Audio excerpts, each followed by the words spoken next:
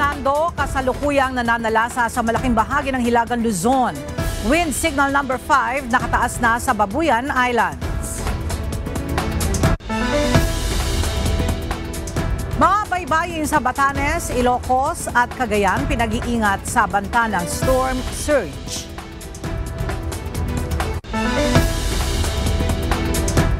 Mga lalawigan sa Northern Luzon binabayo ng malalakas na hangin at pag-ulan na dulot ng Super Typhoon Nando. Ilang domestic flights kinansela dahil sa epekto ng malakas na bagyo.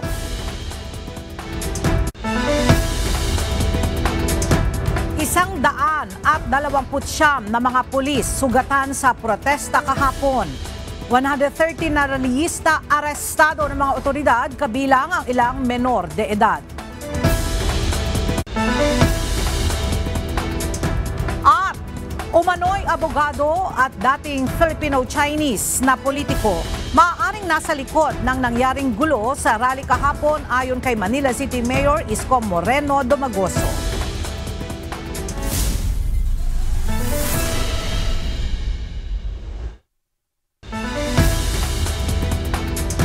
Magandang tanghali mga kasangbahay. Ngayon po ay araw ng Lunes, September 22, 2025. Tayo po ay sabayang napapakinggan sa Radyo La Verdad 1350, ang UNTV Radio. At una sa mga balita ngayong tanghali.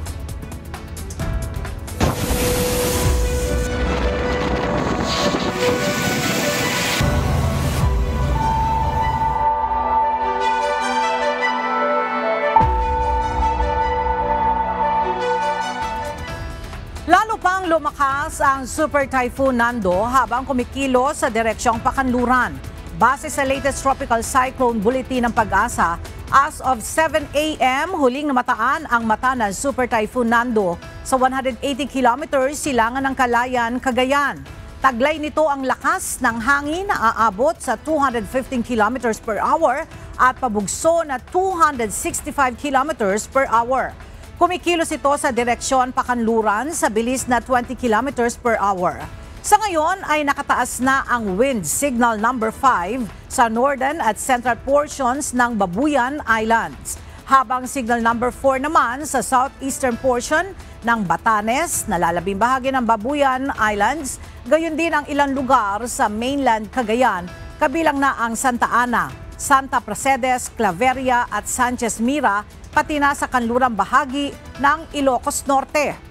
Samantala, signal number 3 naman sa nalalabing bahagi ng Batanes, ilan pang bahagi ng Cagayan, northern at central portions ng Apayao at Ilocos Norte.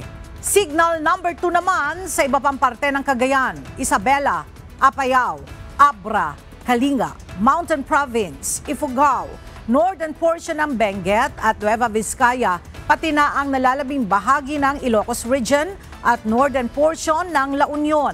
Signal number 1 naman sa Quirino, nalalabing bahagi ng Nueva Vizcaya, Benguet, La Union, Pangasinan, Aurora, Nueva Ecija, Bulacan, Tarlac, Pampanga, Zambales at northern portion ng Quezon, kasama na ang Polillo Islands. Sa ngayon ay nakaalerto na ang lahat ng Disaster Risk Reduction and Management Offices sa mga lugar na apektado ng Super Typhoon Nando at patuloy na inaabisuhan ang mga residente na gawin ang ibayong pag-iingat bunsod ng malalakas na pag-ulan at hangin na dala ng bagyo.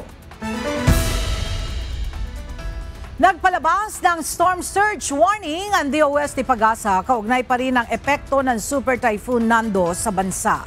Base sa 8 a.m. advisory ng Pag-asa, ngayong araw ng Lunes mataas ang banta ng storm surge o daluyong sa loob ng susunod na 24 na oras na lubang delikado para sa mga naninirahan sa baybayin dagat at mababang lugar. Kabilang sa mga lugar na may banta ng storm surge, ang Batanes, Cagayan, Ilocos Norte at Ilocos Sur. Sa pagtaya ng Pag-asa, posibleng umabot sa 3 hanggang 1 metro ang taas ng mga alon sa mga nabanggit na lugar. Inaabisuhan ng lahat na iwasang magtungo sa mga baybayin at kanselahin ang lahat ng marine activities upang makaiwas sa panganib na dala ng storm surge. Antabayan ng iba pang mga update hinggil sa Super Typhoon Nando mamaya mula sa Pag-asa Weather Forecasting Center. Nararamdaman na sa iba't ibang bahagi ng Luzon ang lakas at bagsik ng bagyong Nando. Sa Vintar, Ilocos Norte, makikita sa video ang makapal at madilim na ulap habang nararanasan ng malalakas na hangin dala ng bagyo.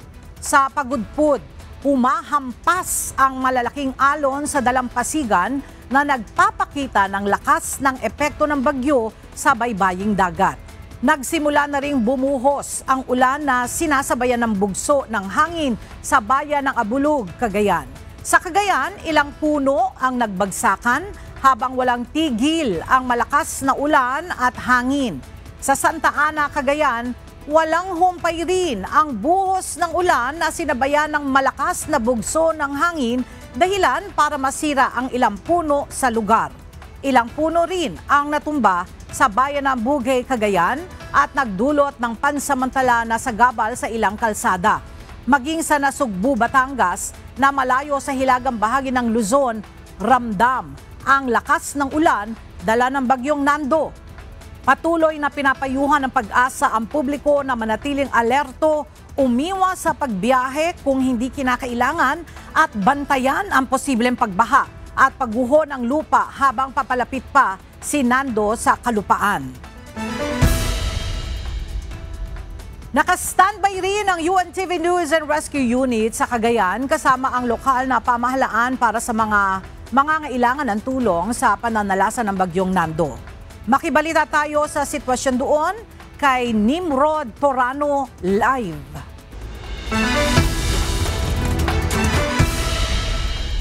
Nimrod, kumusta ang sitwasyon dyan sa Tuguegarao City? Meron bang baha at ano ang aksyon ng lokal na pamahalaan? Ela, sa ngayon ay may pagbaha na sa Apari, Cagayan at gayon pa man nakapagsagawa na sila ng preemptive evacuation sa mga residente na malalapit sa ilog at mga low-lying areas. Dito sa Tuguegarao City ay pabugso-bugso ang ulan at hangin na nararanasan dahil sa epekto ng Super Typhoon Nando at habagat. Sa Santa Teresita at Apari, Cagayan naman ay malakas na ang hangin at ulan gayon din sa Barangay Tapel sa bayan ng Gonzaga. Samantala, sinimulan na ang pansamantalang paglikas ng mga residente sa bayan ng Ballesteros, Cagayan at ayon sa tala ng Municipal Disaster Risk Reduction and Management Office, nasa 34 pamilya katumbas ng 100 na individual sa naturang bayan ang nailikas na at kasalukuyang nanunuluyan sa mga evacuation center sa barangay. Naganda naman ang Cagayan Provincial DRRMO ng Task Force Lingkod Cagayan Quick Response Team kasama ang MDRRMO at iba pang kawani ng gobyerno sa pagbabantay sa lugar na maapektuhan ng bagyong Nando. Sa kasalukuyan ay nakaantabay naman ang UNTV NAR dito sa Cagayan base na rin sa isinagawang pre-disaster risk assessment ng UNTV News and Rescue Headquarters kagabi. At nananawagan po kami sa ating mga kababayan dito sa probinsya ng Cagayan na kung may mga kailangan ng tulong ay pagbagay alam agad sa aming hotline 8911 UNTV o 8911-8688. Mula dito sa Cagayan, balik sa iyo, Ella. Nimrod, hanggang saan ang baha at kumusta ang lagay ng kuryente at yung komunikasyon? Ella, sa ngayon ay widespread na po ang pagbaha dito sa doon sa Apari, particular doon sa may Puntak, Apari, Cagayan, at sa ibang barangay naman sa Apari ay may hindi na putol na po ang supply ng kuryente sa ibang bahagi ng bayan. Alright, maraming salamat, Nimrod Torano. Isinara na sa mga motorista ang isang tulay sa Isabela dahil sa pagtaas ng tubig sa ilog. Bunsod na malakas na ulan na dulot ng Super Typhoon Nando. At para sa detalye, makibalita tayo sa ating kasama na si Lori Tayas mula sa Cabagan, Isabela. Live. Lori, kumusta naman ang sitwasyon ngayon dyan sa Isabela at meron bang alternatibong ruta kung hindi mo na madadaanan yung Cabagan Bridge? Yes, Ella. Sa ngayon po na temporary close ang Santa Maria Bridge, ang mga residente ay umiikot via Santo Tomas, Isabela at meron din naman pong nakaantabay na bangka dito sa tulay na isang option din ng mga residente. Simula pa kagabi ay nakararanas na ng pag-ulan dito sa area ng Isabela. Sa kasalukuyan ay patuloy na nag-iikot ang UNTV News and Rescue Unit Mission dito sa area upang makita ang sitwasyon sa paligid. Sa aming pag-iikot kanina, not passable na nga itong Cabagan Bridge sa Santa Maria, Isabela. Ayon sa Municipal Disaster Risk Reduction and Management Office, nag-overflow na dito sa tulay ang tubig sa ilog, bagaman mahina lamang ang mga pag-ulan. Ayon sa MDRRMO Isabela, sa ngayon ay wala pa silang naitatalang lugar na binabaha. Sakaling magkaroon naman ay nakahanda na ang mga evacuation area at pagkain para sa mga ililikas habang patuloy ang kanilang pagrurugi. Sakali ring tumaas ang tubig dito sa ilog ay may nakahanda na rin silang mga bangka. Mula pa kagabi ay nakaantabay ang UNTV News and Rescue Command Base sa mga nangangailangan ng tulong nating mga kababayan, lalo na sa mga area na direktang apektado ng bagyong Nando at Habagat. Angkor, itong Santa Maria Bridge ang naging viral nitong taon dahil sa substandard na mga materyales na pinuntahan ni Pangulong Marcos. Mula nang ito ay maayos, pinapayagan ng makadaan ng mga light vehicles pero sa ngayon, sarado muna ito at ang mga motorista ay pinapayuhang humanap muna ng alternatibong ruta. Mula dito sa Cabagan, Isabela, balik sa inyo, Ella. Maraming salamat, Lori Tayas. Matinding pag-ulan at malakas na bugso ng hangin ang nararanasan ngayon sa isla ng Camiguin sa Cagayan dahil sa bagsik ng Super Typhoon Nando.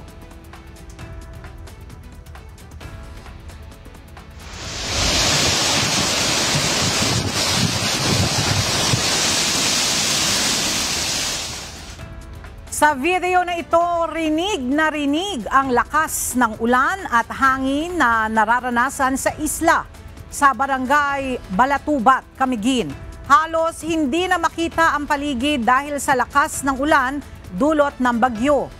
Kitang-kita rin ang hampas ng hangin na naging dahilan ng pagbagsak ng ilang bahagi ng puno sa kalsada. Nararanasan din sa isla ang malalaki at malalakas na alon na umaabot na sa kalsada. Kaya naman pinapayuhan ang mga residente na mag-ingat at iwasang lumapit sa mga baybayin dahil sa panganib ng daluyong o storm surge. Isinailalim na sa Signal Number 5 ang isla na inaasahang dadaanan ng mata ng bagyo. Inilikas na ang mahigit sa 400 pamilya sa lalawigan ng Apayao dahil sa banta ng Super Typhoon Nando. Ang detalye hatid sa atin ni Grace Doctolero live.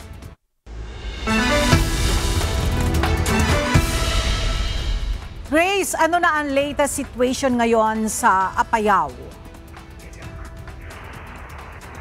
Ella, katamtamang pag-ulan hanggang malakas na mga pag-ulan na may kasamang malakas na hangin ang nararanasan ngayon sa Apayao habang nasa Tropical Cyclone Wind Signal Number 3 ang buong probinsya.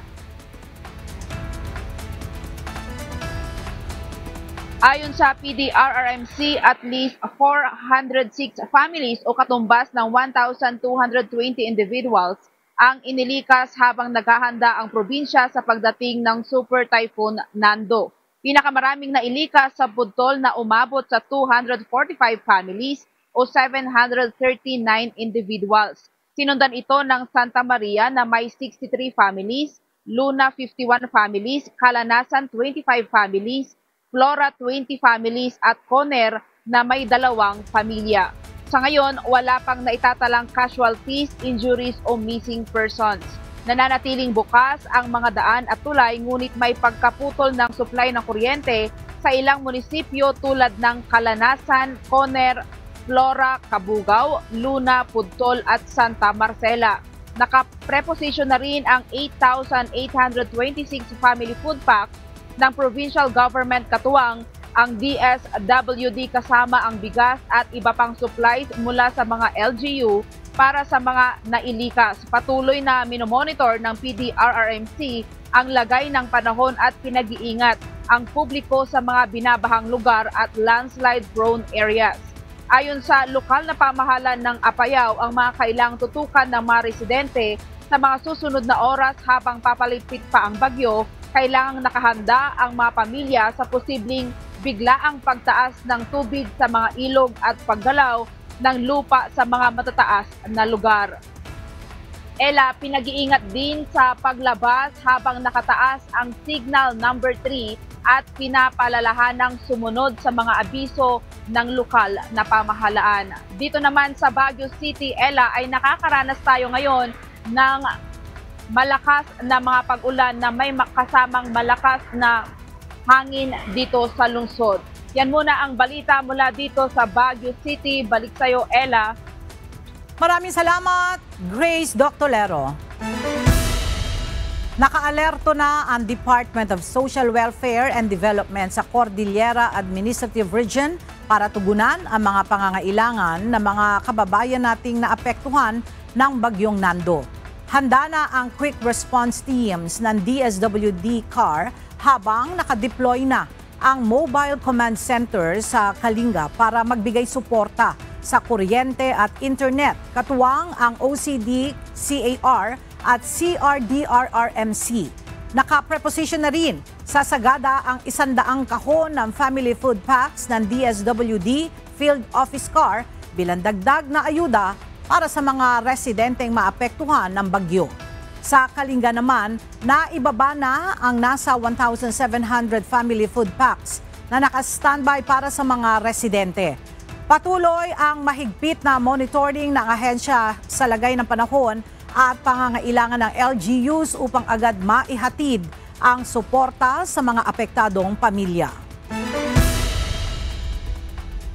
Kanselado ngayon ang ilang domestic flights bunsod ng masamang lagay ng panahon dahil sa Super Typhoon Nando. Base sa advisory ng Civil Aviation Authority of the Philippines o CAAP, as of September 22, 2025, kabilang sa mga kanseladong flight ang balikang biyahe ng Philippine Airlines ng Manila to Lawag at Lawag to Manila. Gayon din ang biyahe ng Clark to Basco at Basco to Clark, maging ang Kawayan to Manila, Manila to Tugigaraw at Tugigaraw to Manila. Kasama rin sa canceled flights ngayong araw ng Lunes ang balikang flight ng Cebu Pacific sa Manila to Lawag at Lawag to Manila. Ang mga apektadong pasahero ay pinapayuhan na makipag-ugnayan sa mga airline company o travel agency para sa rebooking at refund ng kanilang mga flights.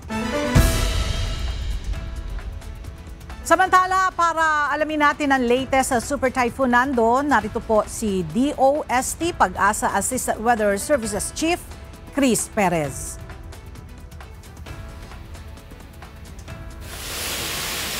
Magandang araw, narito ang latest update natin hinggil nga sa Super Typhoon na si Nando at ang pinag-ibayan nitong habagat base sa latest Tropical Cyclone Bulletin at Weather Advisory na ipinalabas nga ng Pag-asa ngayong alas 11 ng umaga. So unang-una, makikita po natin na sa Doppler radar ng Pag-asa dito sa Aparis Station ay nakikita na nga yung sentro ng bagyong si Nando ay patuloy na kumikilos patungo dito sa may bandang Babuyan Island. At dito naman sa ating latest satellite imagery, makikita natin yung malawak na kaulapan na dala ng bagyong si Nando ay umaabot hindi lamang sa Northern Luzon kundi maging ilang bahagi ng Central Luzon.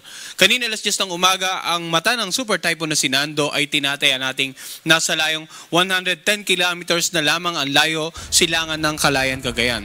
Taglay pa rin ito ang lakas ng hangin, umabot na hanggang 215 kilometers per hour, malapit sa gitna.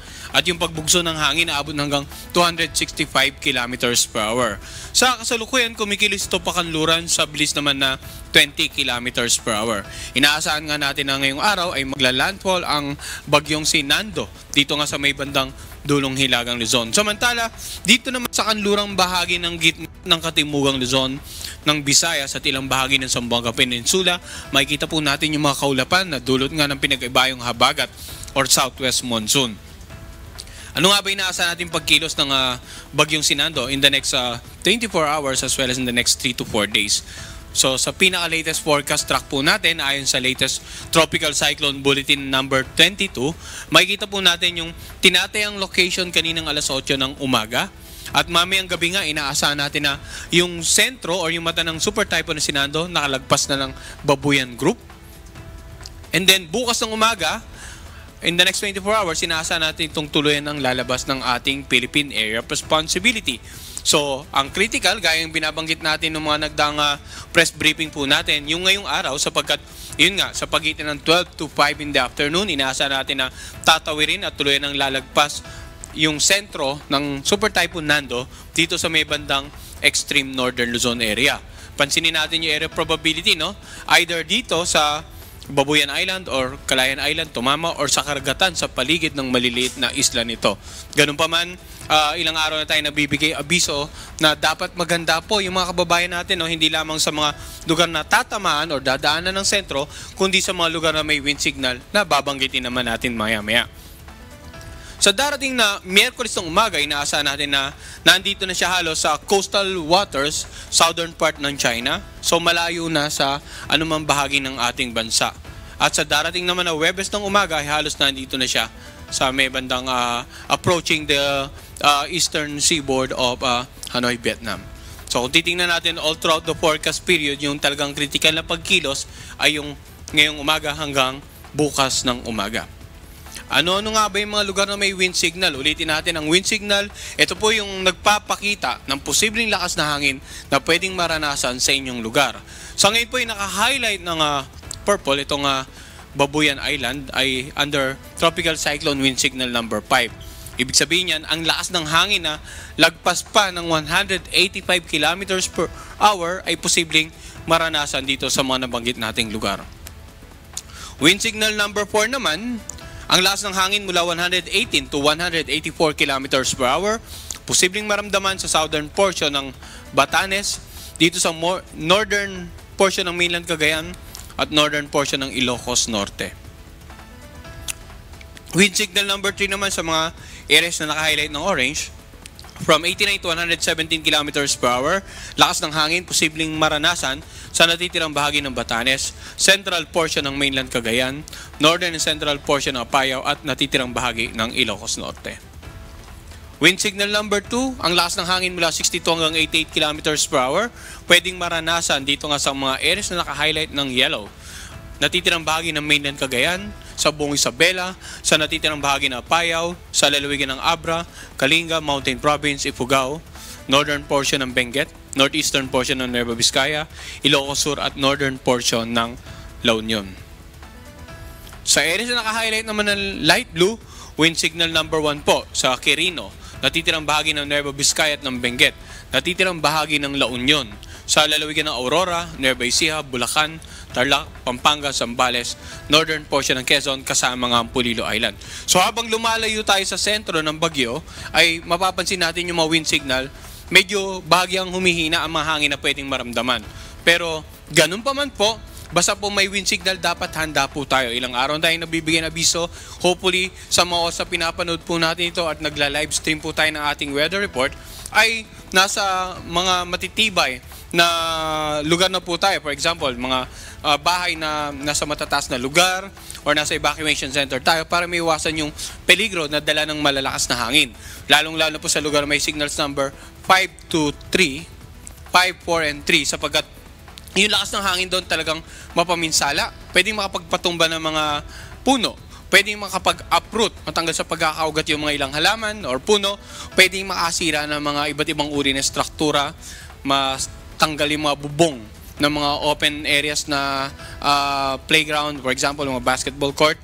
Pwedeng makapagpatumba ng mga billboards, makapagpatumba ng poste ng kuryente, makasira ng mga iba't ibang uri ng pananim. At yung mga debris na lumilipad ay mapanganib para sa mga kababayan natin. As much as possible, stay indoors. Samantala, ano naman inaasahan natin pag-ulan na dala ng bagyo? Ang wind signal, nagpapakita ng lakas ng hangin na pwedeng maranasan sa inyong lugar.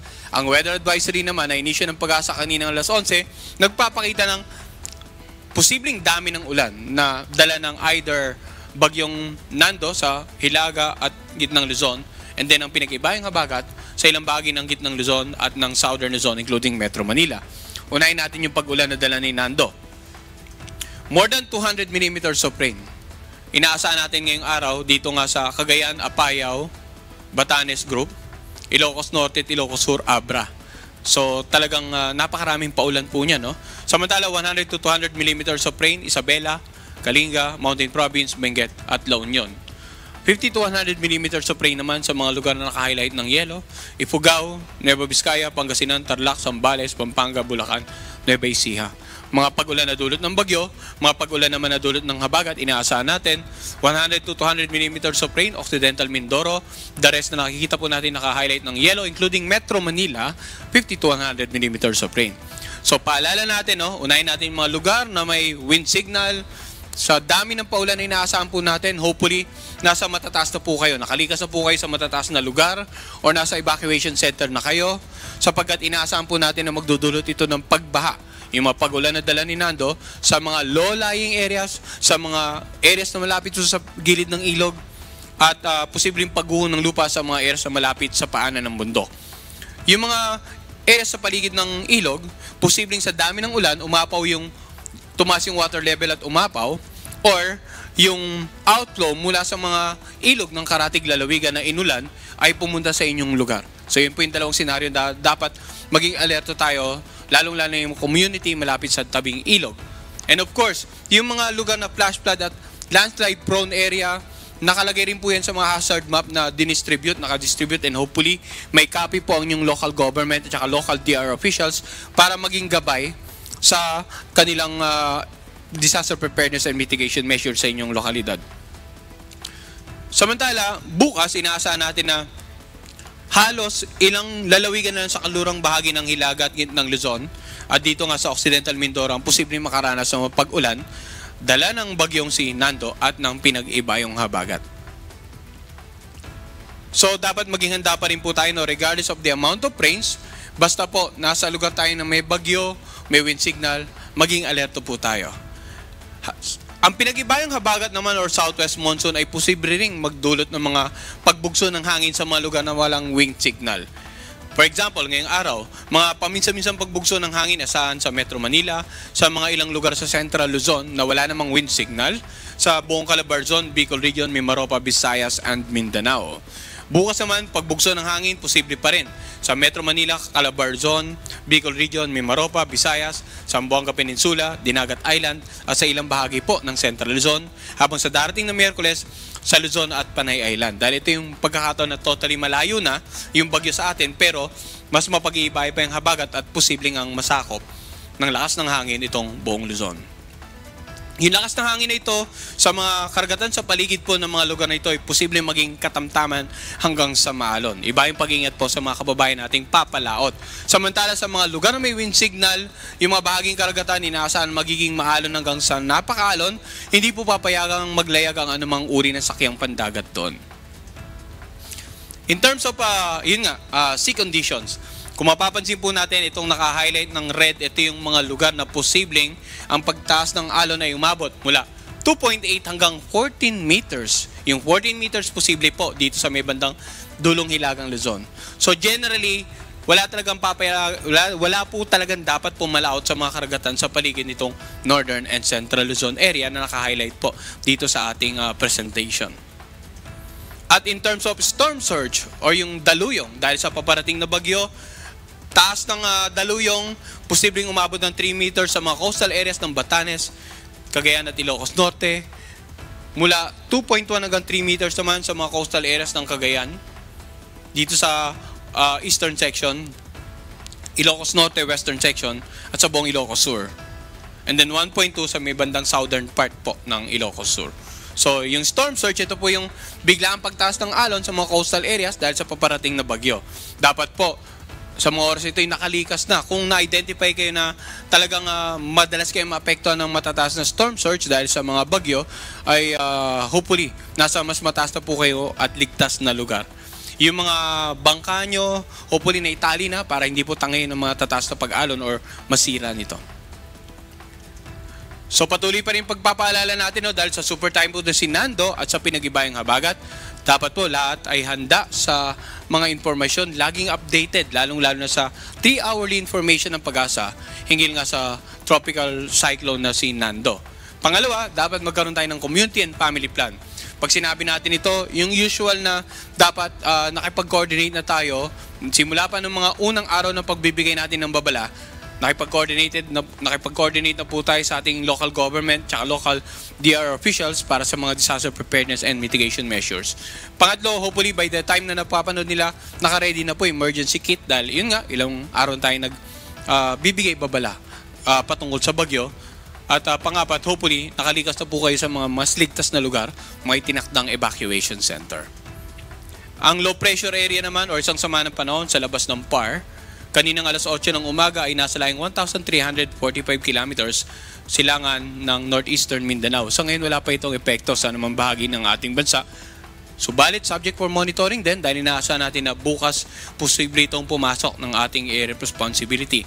And we're not ruling out the possibility na maging bagyo ito sa mga susunod na araw. But by the time, tuloy na itong nakalabas ng ating air responsibility si Nando, kapag nag-start namang mag-develop or intensify itong sama ng panahon sa ating area of responsibility. Antabayanan din po ang update patungkol sa low pressure na ipapalob naman natin sa ating public weather forecast na ini-issue twice a day, 4 a.m. and 4 p.m. Yan po muna ang latest mula dito sa Pag-asa Weather Forecasting Center. Magandang araw po sa kanilang lahat. Dumagsa ang libo-libo Pilipino na nakiisa sa trillion peso march sa People Power Monument sa EDSA kahapon. Ipinahayag ng mga nakiisa ang galit sa lumalalang isyu ng korupsyon sa mga proyekto ng pamahalaan. Ang detalye sa ulat ni Ryan Lacanlale.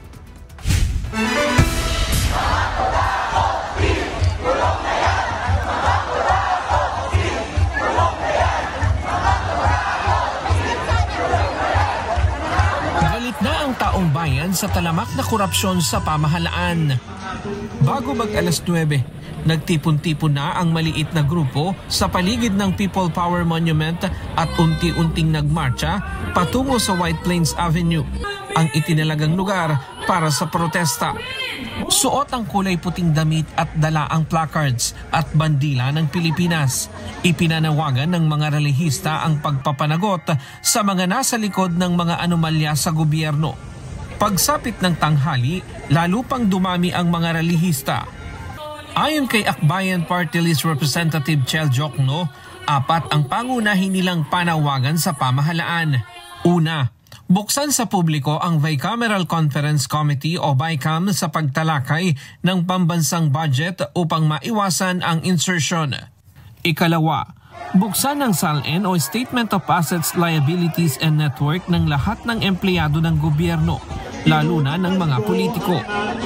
Ikatlo, bigyan ng ngipin ang Independent Commission for Infrastructure o ICI sa pamamagitan ng House Bill 4453 upang mapanagot ang may sala sa anomalya sa flood control. At ika-4, papanagutin sa batas ang mga nasa likod ng maanomalyang flood control projects. Dahil nakita natin sa mga nakaraang budget, doon nagkaroon ng kalokohan, doon nagkaroon ng mga insertion, pati flood control project na yung pala ay ghost project.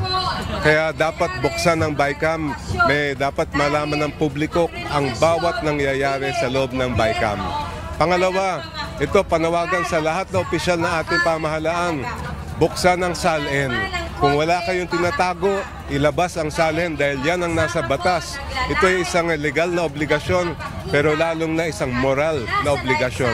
Higit sa lahat, ikulong na yung mga yan.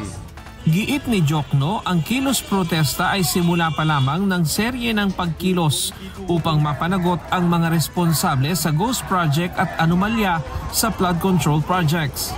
Habang nagpapatuloy ang programa, Bumuhos ang ulan, ngunit hindi nito napigilan ang mga relihista sa kanilang pagpapahayag ng pagkadismaya sa pamahalaan. Nakilahok din ang ilang personalidad, kabilang na si Vice Ganda at Miss Universe 2018 Catriona Gray.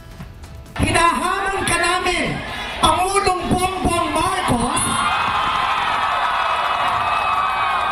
kung gusto mong magkaroon ng magandang legasiya, ang pangalan mo, ipakulong mo lahat ng magnanakaw. Nakatingin kami sa iyo, Pangulong Bongbong Marcos, at inaasahan ka namin, hindi dahil sa idol ka namin, kundi dahil sinaswelduhan ka namin at inaasahan namin na tutuparin mo ang inuutos namin mga employer mo. Kami ang nagpapasahod sa inyo. Tapos na ang panahon na natatakot tayo sa gobyerno. Takutin natin ang gobyerno dahil ang kapangyarihan nasa sa atin, wala sa kanila. Nakatingin kami sa inyo. Ipakulong lahat ipakulong. Bawiin ang mga ari-arian. Bawiin ang mga ari-arian. Samantala, nagkaroon naman ng tensyon sa pagitan ng mga pro at anti-Duterte groups malapit sa Camp Aguinaldo. Nagpalitan ng kantsawan ang dalawang panig hanggang mauwi sa pisikalan, ngunit agad namang namagitan ng mga pulis. Sa pagtataya ng Quezon City Police District, umabot sa 15,000 tao ang dumalo sa protesta sa People Power Monument. Ryan Lacanlale, UNTV News and Rescue. Diyos ang aming sandigan, serbisyo publiko ang aming pinahahalagahan. Dumalo sa isinagawaang trillion peso march sa EDSA kahapon si Baguio City Mayor at Independent Commission for Infrastructure Special Advisor Benjamin Magalong. Sa kanyang talumpati, inamin ng mayor na labis siyang nagulat sa lawak at lalim ng korupsyon, partikular sa mga proyektong may kinalaman sa flood control ng gobyerno. Nagbabalik si Ryan Lacanlale. Kasama ang libu-libong relihista, personal na nakiisa sa trillion peso march sa EDSA, si Baguio City Mayor Benjamin Magalong kahapon. Inamin niya sa pagtitipon na nabigla siya sa lawak at lalim ng korupsyon sa gobyerno. Nagulat nga ako, alam ko it's widespread, it's massive, pero hindi ko akalain yung depth, level at magnitude ng corruption na sa sarili kong opinion, lumalabas na parang naging normal na. Naging kalakaran na kaysa yung tinatawag natin exception. Kumbaga, yung mga gumagawa ng katiwalian, parang way of life nila. Tila anya naging kabuhayan na o maliit na industriya na ito para sa mga gumagawa ng korupsyon na hindi na natatakot sa kahihinatnan nito. They were just so comfortable doing it. Ang iniisip lang nila magpakayaman na walang katapusan. Giit ni Magalong na hindi sila magpapatumpik-tumpik sa investigasyon. Kahit isang linggo pa lang ang bagong tatag na komisyon, puspusan na ang pangungulekta ng ebidensya laban sa mga may sala. Bago pa siya lumahok sa ICI ay inumpisahan na niya ang pangangalap ng impormasyon at pangungulekta ng ebidensya. Naniniwala din siya na mayroon silang mapapanagot bago matapos ang administrasyon ni Pangulong Ferdinand Marcos Jr. Pagtiyak pa nito, hindi niya ugali ang gumawa ng fall guy para lamang may mapanagot. Ay, oo naman. Dapat lang. Dapat meron talaga makulong. Dapat talaga merong makasuhan at dapat may managot at may makulong. Hindi fall guy? Ay, hindi. Hindi naman ako gagawa ng gano'ng kalokohan na gagawa ako ng fall guy. Kung hindi, wala namang nakikialam sa amin, in fairness, wala namang dumitikta sa amin, malalaman ko naman kung nagawa nga namin ng masapano yan at yung ibang mga malalaking investigation, ito pa kaya na mismo ng taong bayan na kasama natin. Ryan Lacanlale, UNTV News and Rescue. Diyos ang aming sandigan, serbisyo publiko ang aming pinahahalagahan. Nanawagan si House Deputy Minority Leader at mamamayang Liberal Party List Representative Leila de Lima na pag-alabin ang galit sa katiwalian, subalit huwag pahantungin sa karahasan. Dagdag pa ng kongresista, dapat manaig ang hustisya at batas. Babala nito, may mga gustong magkagulo ang bansa at nais i-hijack ang prinsipyo, kabilang ang kongresista sa mga lumahok sa mga kilos protesta sa Rizal Park at sa EDSA People Power Monument. Samantala, iginiit naman itong hindi palusot kahit si Vice President Sara Duterte at dapat managot. Natabunan lang anya ang impeachment pero hindi anya makalilimot ang publiko. Sa gitna ito ng alegasyon sa Vice Presidente ng irregularidad sa paggamit ng milyong pisong halaga ng confidential funds nito. Matapos ang insidente ng kaguluhan sa malawakang rally kahapon, humiling ang Cybercrime Investigation and Coordinating Center o CICC ng Department of Information and Communications Technology o DICT ng tulong mula sa mga media agency.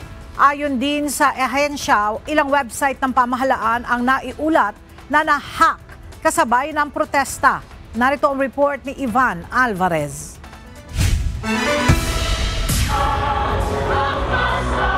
Nagsimula sa mapayapang pagmarsya ang protesta kahapon ng mga rallyista September 21.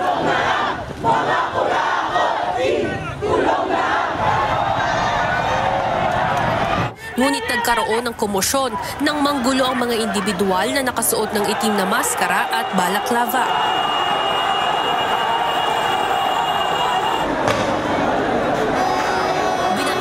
Ito ang mga riot police ng Manila Police District. Nagsunog ng container van malapit sa Ayala Bridge sa Maynila at sinubukang sirain ang harang na malapit sa Malacanang. Ayon sa Cybercrime Investigation and Coordinating Center o CICC ng Department of Information and Communications Technology, hahabulin nila ang grupong nanggulo sa naturang rally.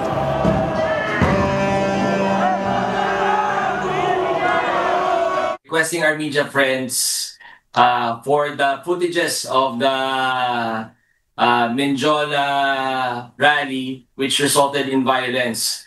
We will be subjecting these videos to facial recognition para makilala natin kung sino-sino yung nakilahok do sa panggugulo.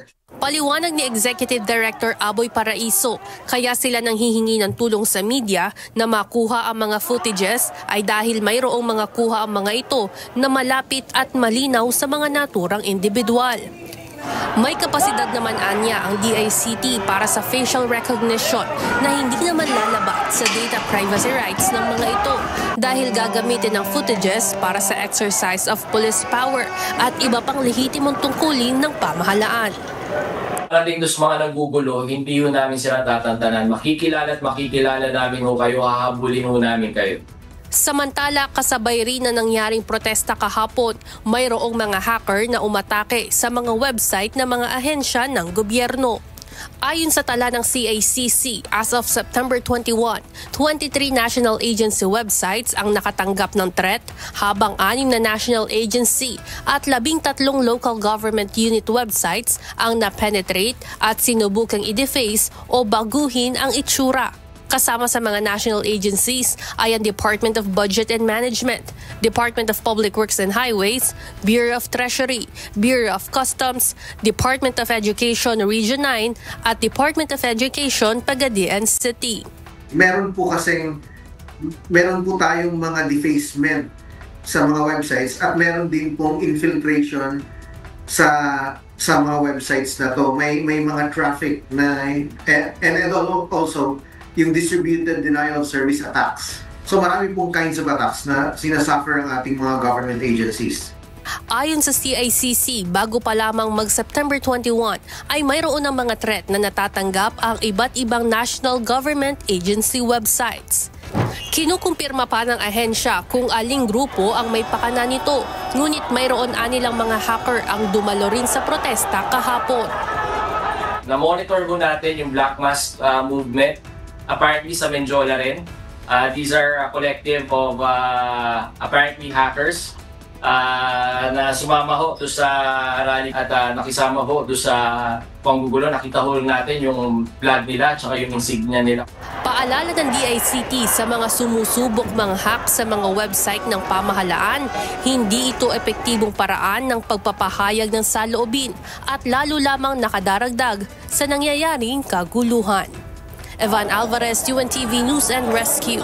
Diyos ang aming sandigan, serbisyo publiko ang aming pinahahalagahan. Siniguro ni Manila Mayor Isko Moreno Dumagoso na mananagot ang mga responsable sa nangyaring gulo at paninira sa kilos protesta kahapon. Ang detalye sa ulat ni JP Nunez. Galit si Manila City Mayor Isko Moreno Dumagoso sa mga nangyaring gulo sa lungsod kahapon kasabay ng mga kilos protesta. Sa kanyang pag-iikot kagabi, tumambad sa kanya ang iniwang pinsala ng mga grupong nanggulo. Ayon kay Yorme, sisiguraduhin niyang mananagot ang mga responsable sa insidente. Nag-decision sila ng ganyan, then we will throw the books to them. All those damages, government properties, lahat ng na-apprehend will be charged. And I will make sure that they will pay the price. Criminal and civil, we will charge them. As city government of Manila will charge them on top of whatever the Philippine National Police will charge them. Pagsisisihan nila yan. Nasa 100 na ang naaresto kaugnay ng panggugulo, paninira at pananakit at marami sa mga ito ay mga kabataan. Kala ko ba gusto niya ng gobyerno matino? Dapat na sinira yung property ng gobyerno. Nagpasalamat naman ang alkalde sa mga pulis na nagpatupad ng anyay high tolerance sa rally bagamat ikinalulungkot niya na marami rin sa mga ito ang nasugatan. JP Nunez, UNTV, News and Rescue. Diyos ang aming sandigan, serbisyo publiko ang aming pinahahalagahan. Maaaring mayroong nagbayad sa mga grupo na nagpasimuno ng gulo sa malawakang protesta sa Maynila kahapon. Ayon kay Manila Mayor Isko Moreno, may natanggap silang ulat sa mga maaaring nasa likod nito. Mula sa Maynila, ang detalye sa report ni Ivan Alvarez live.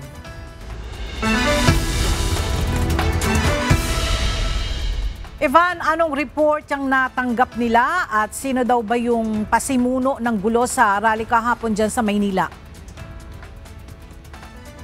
Ella, ayon sa panayam natin kanina kay Manila Mayor Isko Moreno, maaaring isang abogado at dating politiko na may Filipino-Chinese financer ang nasa likod ng pagbabayad sa mga kabataang nagsimula ng gulo sa isinagawang rally kahapon, September 21. Sa kasagsagan ng anti-corruption rally kahapon sa Maynila, nagkaroon ng paninira ng mga ari-arian ng gobyerno, pati na rin mga properties ng mga pribadong establishmento. Ayon kay Manila Mayor Isko Moreno, base sa kanilang initial na report, mayroon ng mga individual na lumulutang na maaaring nasa likod ng mga ito. May mga sketchy report kami na funded ng isang abogado at isang Filipino-Chinese na dating politiko. Those are sketchy report. Sila yung mga nagpondo doon sa mga bata. Pagtitiyak ng alkalde, pananagutin sa batas ang lahat ng naaarestong suspect, mga kasabwat at sino mang nasa likod ng kaguluhan. Ayon naman sa Manila Police District, iimbestigahan nila ang mga naturang impormasyon patungkol sa mga mastermind ng panggugulo. Samantala, patuloy namang nakabantay ang ilang pamilya at kaanak ng mga naarestong individual sa labas ng Manila Police District. Salamat po sa umaga. Upang mga magalit na tayo magpapitahan.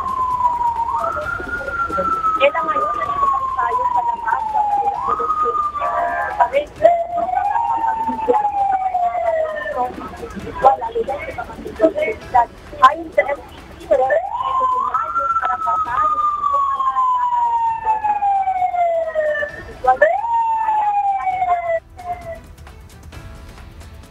Maraming salamat, Ivan Alvarez. Umabot sa 129 na mga pulis ang nasugatan sa anti-corruption protest na isinagawa kahapon. Samantala na aresto naman ng mga otoridad ang nasa 113 mga rallyista, kabilang na ang 48 mga menor de edad. Mula sa Camp Crame, alamin natin ang detalye kay Lea Ilagan, live. Lea, ano-anong mga injury ang tinamo ng mga pulis na naitalang sugatan at kumusta na ngayon ang kanilang kalagayan? Magandang tanghali sa iyo, Ella. Mayroong putok ang ulo, mga lacerations sa braso, kamay, paa at iba pang parte ng katawan. Ito ang mga sugat na tinamo ng nasa 129 na pulis sa anti-corruption protest kahapon sa iba't ibang lugar sa Metro Manila. Ilan sa mga sugatang pulis ang binisita ni PNP Acting Chief Police Lieutenant General Jose Meneses Jr. sa PNP General Hospital kaninang umaga. Kaugnay niyan, magsasampaan niya ng kaso ang mga pulis laban sa mga na-arrestong protesters. Sa tala ng PNP, nasa 113 ang na-arrestong mga protesters. Sa naturang bilang, 48 ang mga minor de edad na na-turn over na sa DSWD. Kasama din sa ikinukonsidera ng PNP ang pagkasailalim sa drug test at liquor test sa mga na-arrestong protesters. Base sa investigasyon ng Manila Police District, ang grupo ng mga hip-hop gangster na mga nakasuot ng itim na damit at bonnet ang nagsimula ng gulo. Kasama niya sa iniimbestigahan din ng MPD ang sinasabing rapper na nanghikayat sa mga ito. Ganon din ang impormasyon ni Mayor Isko Moreno na posibleng dating politiko at Filipino-Chinese businessman ang posibleng nag-finance sa mga protesters. Ang mga protesters ay sasampahan ng kasong pagdabag sa Batas Pambansa 880 o Public Assembly Act, Article 146 o Illegal Assembly, Article 151 o Resistance and Disobedience to a Person in Authority, Article 148, Direct Assault, Article 327, Malicious Mischief, Article 263, Serious Physical Injuries, PB 1613 o Arson as amended by Republic Act 5467. Kala? Alright, maraming salamat, Lea Ilagan.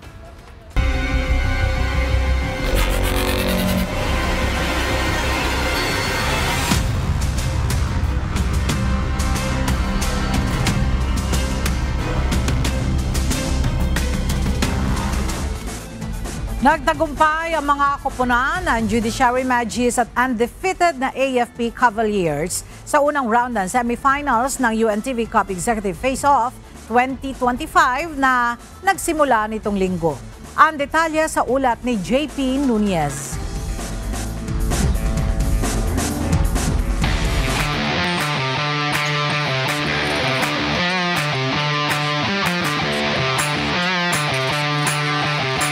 Nagsimula na ang mas maiinit na bakbakan sa hardcourt sa pag-uumpisa ng semifinals ng UNTV Cup Executive Face-Off 2025 sa Nova Desi Convention Center sa Quezon City nitong linggo. Sa first game, agad na ipinakita ng Judiciary Magis ang isang epektibong teamwork sa first quarter ng laban sa Ombudsman Graph Busters. Maaga nilang tinambakan ang Graph Busters matapos ang kanilang 14-0 run sa unang 5 minuto ng laro. Nagtapos ang first quarter, double-digit ang lamang ng Judiciary Magis sa score na 28-7. Sa pagtatapos ng first half, nagawang ibaba ng Ombudsman Graph Busters ang kalamangan ng Judiciary Magis sa 14 na puntos, 38-24. Pagdating ng third quarter, nagsimula ng bumawi ang koponan ng Ombudsman para bawasan ang kanilang double-digit deficit. Naibaba ng Graftbusters sa 8 puntos ang kalamangan ng Judiciary Mages, ngunit kinapos pa rin ang kanilang puwersa hanggang matapos ang third quarter, 52-40. Sa fourth quarter, hindi na nakabawi pa ang Ombudsman Graftbusters at tuluyan ng sinelyuhan ng Judiciary Mages ang panalo sa score na 65-54. Best player of the game si Judge Julius Haba na nag-ambag ng 21 points, 3 rebounds at 3 steals. Isa sa mga naging challenge din sa amin dito, sa mga challenges na dumating is yung familiarity namin sa Ombudsman. Nakakalaro namin sila even before, so alam nila yung laro namin in the same manner na alam rin namin yung laro nila. So ang challenge na lang sa amin kung paano namin babaguhin yung mga style namin para maka-adapt po sa laro nila.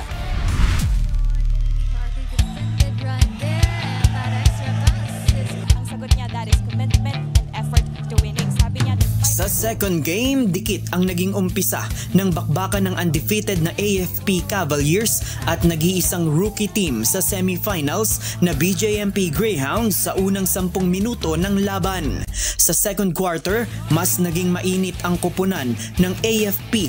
Dinumina nila ang BJMP Greyhounds sa ilalim ng basket. Nakaabante ng 11 puntos ang AFP Cavaliers sa kalagitnaan ng second frame. Bahagyang nakadikit ulit ang BJMP Greyhounds ng single-digit deficit. Subalit nagtapos pa rin ang first half sa double-digit na kalamangan ng AFP Cavaliers, 37-28.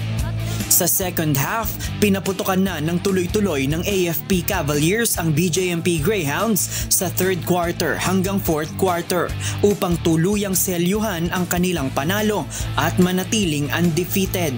Mas naging produktibo ang AFP Cavaliers kung saan 4 sa kanilang manlalaro ang umambag ng double-digit score na combined 56 points. 11 points mula kay Lieutenant Colonel Roverick Abalos, 14 points kay Lieutenant Colonel Paul Carvajal, 18 points kay Lieutenant Colonel Emeterio Armada at 13 points kay Lieutenant Colonel Alfie Cabael.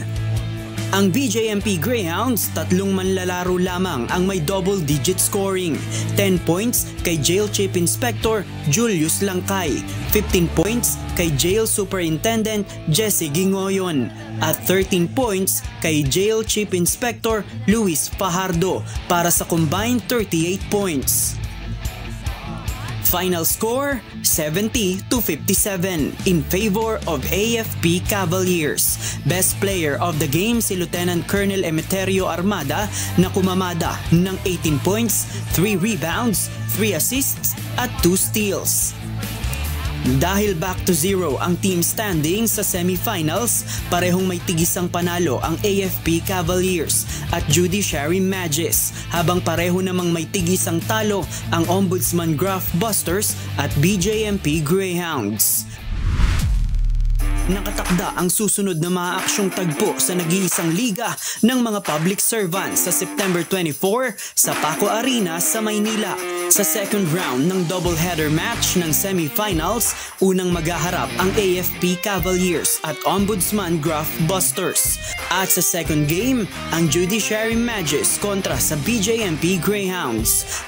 Mapapanood ang live stream ng susunod na mga laban sa official Facebook page at YouTube channel ng UNTV Sports, gayon din sa YouTube channel ng UNTV.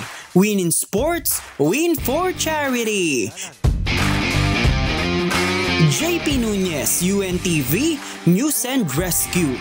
Diyos ang aming sandigan, serbisyo publiko ang aming pinahahalagahan.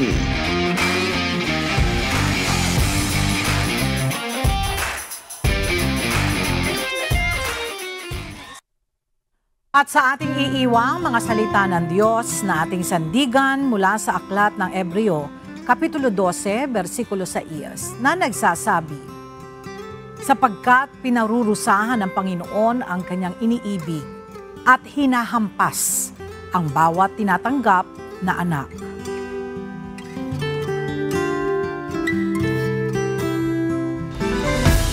At yan ang mga balitang aming tinutukan at inaksyonan. Dahil sa aming pagbabalita, una ang pagkalinga sa kapwa. UNTVC News, may balita saan mampanig ng daigdig at dito sa UNTV. Diyos ang aming sandigan, serbisyo publiko ang aming pinahalagahan. Magandang tanghali at salamat sa Diyos.